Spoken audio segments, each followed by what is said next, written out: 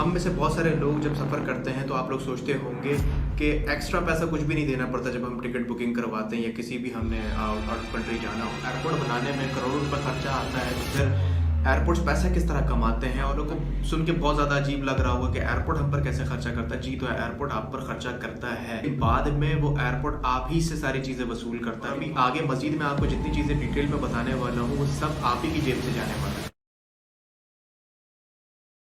एक एयरपोर्ट बनाने में करोड़ों रुपए लगते हैं और इसमें बहुत सारी प्राइवेट कंपनीज भी पैसा लगाती हैं, ना कि सिर्फ गवर्नमेंट। लेकिन हम में से बहुत सारे लोग जब सफ़र करते हैं तो आप लोग सोचते होंगे कि एक्स्ट्रा पैसा कुछ भी नहीं देना पड़ता जब हम टिकट बुकिंग करवाते हैं या किसी भी हमने आउट ऑफ कंट्री जाना होता है। तो फिर ये एयरपोर्ट्स पैसा कैसे कमाते हैं, ये तो इन सारी चीज़ों को डिटेल से डिस्कस करते हैं। एक्चुअली जब भी एयरपोर्ट नया बनाया जाता है तो उस जगह को, यानी उसका लोकेशन, उसकी लेंथ, उसकी प्राइस, वो जो पर्टिकुलर जगह होती है उस जगह की क्या कॉस्ट होती है, वो सारी चीज़ें मिलाकर कितनी कॉस्ट आती है वो सब कुछ डिपेंड करता है उस जगह पर। जब एयरपोर्ट बनाने में करोड़ों रुपए खर्चा आता है तो फिर एयरपोर्ट्स पैसा किस तरह कमाते हैं, और ताकि नेक्स्ट टाइम जब आप लोग एयरपोर्ट पर जाएं तो आप लोग को पता हो कि आप लोग का पैसा कैसे इस्तेमाल हो रहा है। जिस तरीके से हम अपना घर बनाते हैं तो एक बजट हमने रखा होता है कि हमने घर किस तरह बनाना है, कैसे बनाना है और कितनी अराजी पे बनाना है, क्या लोकेशन होगी, क्या तरीक़ाकार होगा, वो सारी चीज़ें डिस्कस की जाती हैं एक एयरपोर्ट बनाते वक्त भी, जिसके अंदर प्राइवेट कंपनीज बहुत ज़्यादा पैसा लगाती हैं। इस तरह मैंने मिसाल दी कि हम अपना घर बनाते हैं, इसी तरीके से हम लेबर हायर करते हैं, बहुत सारी चीज़ें होती हैं जो हम अलग अलग दीगर काम, इलेक्ट्रिशियन वगैरह, ये वो सारी चीज़ें करवाते हैं। इसी तरीके से जब एक एयरपोर्ट बनाया जाता है तो उस एयरपोर्ट के अंदर एम्प्लॉयज़ भी हायर करने होते हैं, मेंटेनेंस होती है, रनवे मेंटेन करने होते हैं और जहाज़ की मेंटेनेंस होती है, बहुत सारी चीज़ें होती हैं, यूटिलिटी बिल्स होते हैं, इलेक्ट्रिसिटीज़ होती हैं और दीगर मामलात होते हैं। सिमिलरली जब आप एयरपोर्ट पर जाते हैं तो एयरपोर्ट आप पर खर्चा करता है। पहले आप लोग को सुन के बहुत ज़्यादा अजीब लग रहा होगा कि एयरपोर्ट हम पर कैसे खर्चा करता है। जी, तो एयरपोर्ट आप पर खर्चा करता है, लेकिन बाद में वो एयरपोर्ट आप ही से सारी चीज़ें वसूल करता है, ताकि अब जब आप एयरपोर्ट पर जाएंगे तो आपको पता होना चाहिए कि आपका पैसा आप ही की जेब से निकाला जा रहा है और आप ही पर यूज़ किया जा रहा है। और वो किस तरह आपका पैसा आपकी जेब से जा रहा है मैं आपको बताता हूँ। देखें, एयरपोर्ट के दो तरीके होते हैं रेवेन्यू जनरेट करने के, जिसकी दो काइंड्स होती हैं, एरोनॉटिकल रेवेन्यू और दूसरा जो होता है वो नॉन एरोनॉटिकल रेवेन्यू। तो सबसे पहले बात कर लेते हैं एरोनॉटिकल रेवेन्यू की। अब एयरपोर्ट बना तो लिया, अब जहाज़ भी खरीद लिए, लेकिन अपना जहाज़ एयरपोर्ट पे उतारने के लिए उनको पे करना पड़ता है। इसके अंदर सबसे पहले आ जाता है प्लेन लैंडिंग। प्लेन लैंडिंग की फ़ीस देनी होती है। जब प्लेन लैंड हो जाता है तो जाहिर सी बात है प्लेन को पार्क भी करना होता है, तो पार्किंग फ़ीस भी प्लेन की होती है।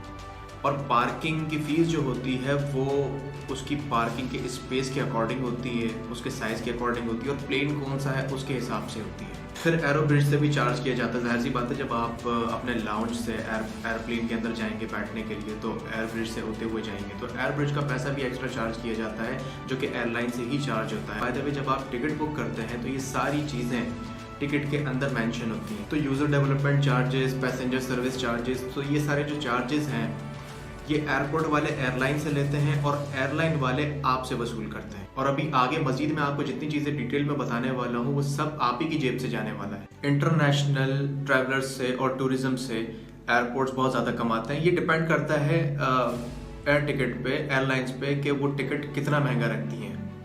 ठीक है, नंबर एक।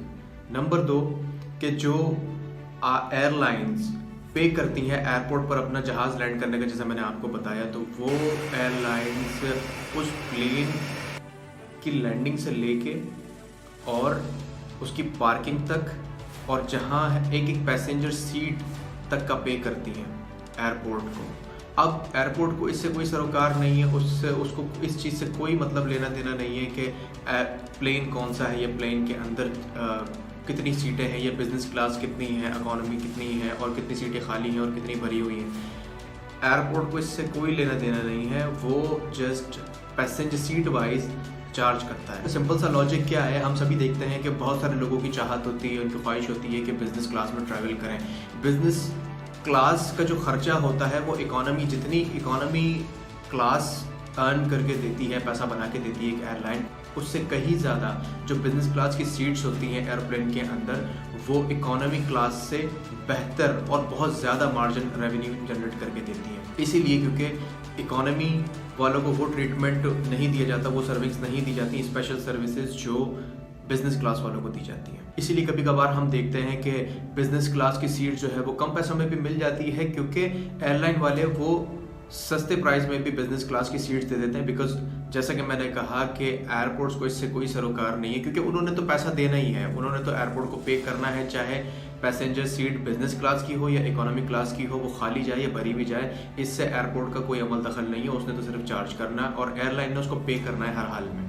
अब इन सारी चीज़ों को अगर आप मद्देनज़र रखें और मैथ्स लगाई जाए तो सीधा सा हल है, इसका सीधा सा सोल्यूशन है, अगर आप अपने जहन को थोड़ा सा जोर डालें कि जो मैंने शुरू में आपसे बात कही थी कि एयरपोर्ट्स हमारे ऊपर कुछ ना कुछ इन्वेस्ट करते हैं हमें अपने डेस्टिनेशन तक पहुंचाने के लिए, जो भी एयरलाइन के थ्रू हम जा रहे होते हैं जिस भी कंट्री में, तो वो जो हमारे ऊपर 2000, 2500, 3000, 5000 रुपये जो हमारे ऊपर खर्च करता है एयरपोर्ट, वो हमसे इसी तरीके से एयरलाइंस के थ्रू हमसे रिसीव कर लेता है और इसी को कहते हैं एरोनॉटिकल रेवेन्यू।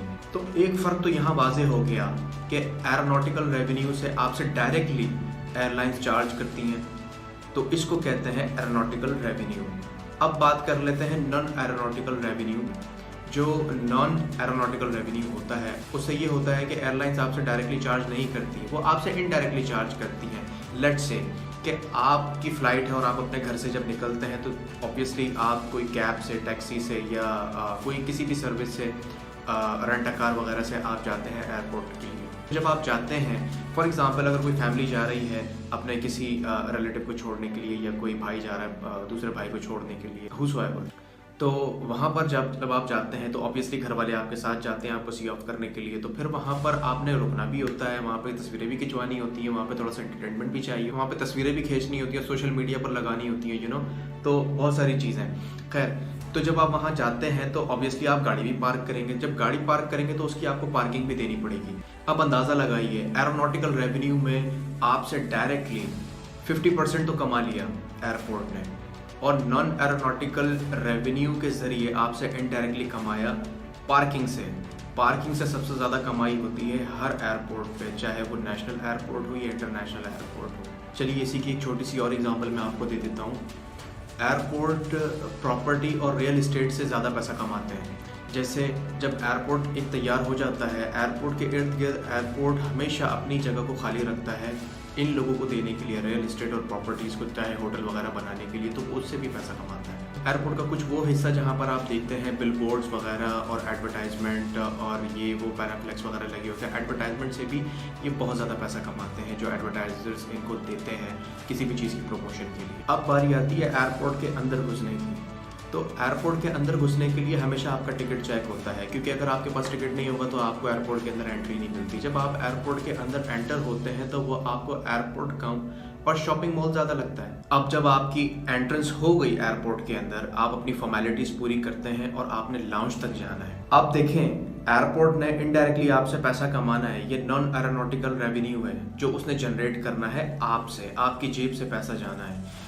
अब एयरपोर्ट का जो मॉडल होता है वो डिज़ाइन इस तरह किया जाता है कि food court area, alcohol, duty free shops और दीगर आप देखते हैं मॉल्स वगैरह अंदर ये वो सारी चीज़ें और आउटलेट्स खुले होते हैं, फ्रेंचाइजीज, मैकडोनल्ड वगैरह, ये सारे इस मॉडल से बनाए जाते हैं। ये शॉप्स उनको रेंट पर दी जाती हैं क्योंकि एयरपोर्ट उनसे रेंट लेता है, और एयरपोर्ट का ये टारगेट होता है कि पैसेंजर जब तक एयरपोर्ट के अंदर रहे उसने आपसे कमाना होता है।